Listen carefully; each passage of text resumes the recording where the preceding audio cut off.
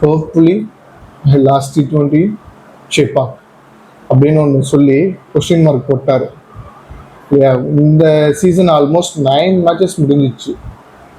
இதுக்கப்புறமும் வருவாரான்னு எல்லாருமே சந்தேகம் தான். ஏன்னா பேலன்ஸ் இருக்கிறது 5 மேட்சஸ் தான். ஆல்மோஸ்ட் சைலண்ட் ரிட்டையர் ஆகிட்டாருன்னு எனக்கு என்னவோ தோணுது. ஏன்னா இருக்கிற 5 மேட்ச்ல வருவாரான்னு தெரியல. ஏன்னா வந்து இவங்க நடத்துறது இந்த மாதிரினா சிஎஸ்கே மேனேஜ்மெண்ட்டு இன்னைக்கு மேட்ச் இருக்குன்னா எஸ்டர்டே வந்து ஈவினிங் வந்து ப்ராக்டிஸ் செஷனாக நல்லா கிளிம்ஸாக எடுத்து போஸ்ட் பண்ணிடுறாங்க அவங்களோட சோஷியல் மீடியாவில். அந்த சோஷியல் மீடியாவில் போஸ்ட் பண்ணும்போது மேபி ஓகே நாளைக்கு தலை விளையாடும் அப்படின்னு நினச்சிக்கிட்டு எல்லாமே அந்த ஹைப்பை குறைக்க மாட்டுறாங்க. ஏன்னா சடனாக வந்து நம்ம வந்து சார் வந்து ரிட்டையர் ஆகிட்டாரு அப்படின்னு சொல்லிட்டாங்கன்னா அப்படியே சிஎஸ்கே ஃபேன்ஸ் வந்து டவுன்ஃபால் ஆகிடுவாங்கன்றதுக்காகவே அந்த ஒரு ஸ்டெபிலிட்டியை நம்ம வச்சுக்கணும்.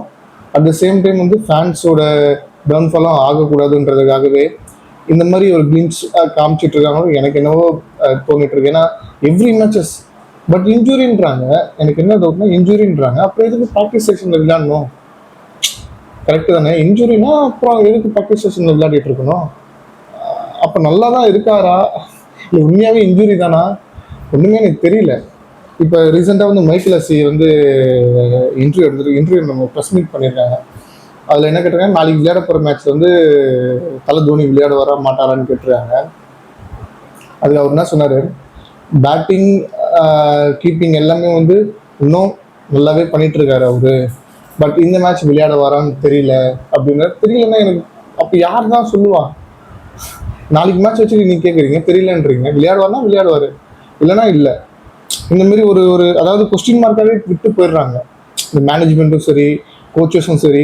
அப்புறம் ஸ்டீஃபன் ஃப்ளெமிங் சொல்கிறாரு, என்ன சொல்லியிருக்காரு, ஆல்ரெடி இன்ஜுரியில் இருந்தார், அகெயின் மறுபடியும் வேற ஒரு இன்ஜுரி வந்திருக்கு, கொஞ்சம் கஷ்டமாக தான் இருக்குது எங்களுக்கு அப்படின்ற மாதிரி அவரும் ஒரு இன்ட்ரு கொடுத்துட்றாரு.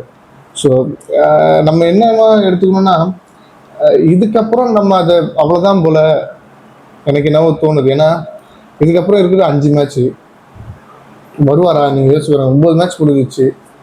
அவள் தான் எனக்கு தெரிஞ்சு சைலண்ட்டாக ரிட்டையர் ஆகிட்டு இருக்காருன்னு தோணுது. மேபி எனக்கு தெரியல. மேபி லாஸ்ட் மேட்ச்சு சேப்பாக்கில் நடக்குதுன்னா அந்த மேட்ச் விளையாடுவாராக இருக்கும். இல்லை சேப்பாக்கில் செமிஃபைனலு குவாலிஃபை ஆகுமான்னு தெரியல. குவாலிஃபை ஆகிடுச்சுன்னா மேபி சேப்பாக்கில் ஏதாவது ஒரு குவாலிஃபையர் மேட்சஸ் நடக்குதுன்னா அதில் விளையாட வாய்ப்பு இருக்குது. ஏன்னா அவர் கொடுத்த ஒரு வாக்குறுதிக்காகவாச்சும் ஒரு மேட்ச் லாஸ்ட்டாக முடிச்சுக்கலாம் அப்படின்றதுக்காகவே ஏதோ ஹோல்ட் பண்ணி வச்சுருக்காங்களோன்னு எனக்கு தோணுது. ஏன்னா சைலண்ட்டாக அவர் ரிட்டையர்டு தான். அந்த லாஸ்ட்டு ஒரு வாக்குறுதிக்காக மேபி ஒரு மேட்ச் ஆடலாம், அதுவும் லாஸ்ட் மேட்ச் ஆடலாம் இந்த சீசனில். சப்போஸ் டு பி குவாலிஃபை ஆகலைன்னா லாஸ்ட் மேட்ச் ஆடுவார். சப்போஸ் டு குவாலிஃபை ஆகிடுச்சுன்னா குவாலிஃபை சென்னையில் நடந்தால் அது லாஸ்ட் மேட்ச் அடி ஒரு ஒரு ஃபுல்ஃபில்லாக முடிச்சிருவாங்கன்னு தான் தோணுது எனக்கு என்னவோ. இதுதான் பார்ப்போம்.